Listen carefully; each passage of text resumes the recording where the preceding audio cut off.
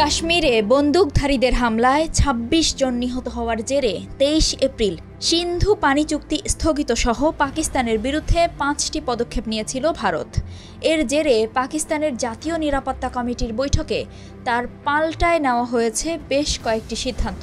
প্রধানমন্ত্রী শাহবাজ শরীফের সভাপতিত্বের বৈঠক শেষে এক বিবৃতিতে জানানো হয়েছে সিদ্ধান্তগুলো।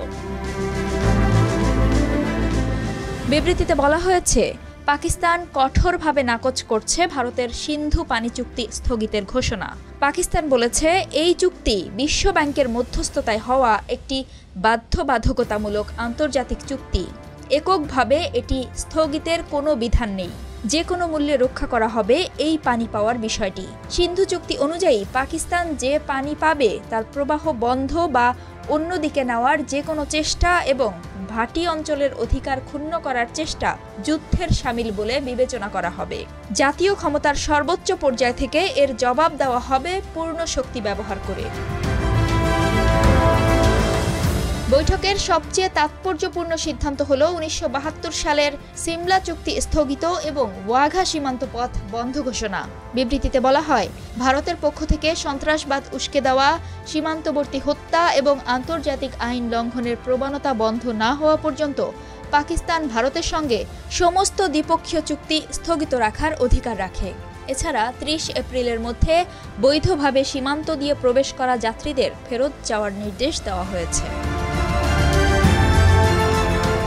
ভারতের মতো পাকিস্তানও SAARC visa exemption scheme SVES বাতিল করেছে। বিবৃতিতে বলা হয়, SVES এর আওতায় শিখ তীর্থযাত্রী ছাড়া সব ভারতীয় নাগরিককে ৪৮ ঘন্টার মধ্যে পাকিস্তান ছাড়তে হবে। এছাড়া ভারতীয় প্রতিরক্ষা, নৌ ও বিমান উপদেষ্টাদের অবিলম্বে পাকিস্তান ছাড়ার নির্দেশ দেওয়া হয়েছে।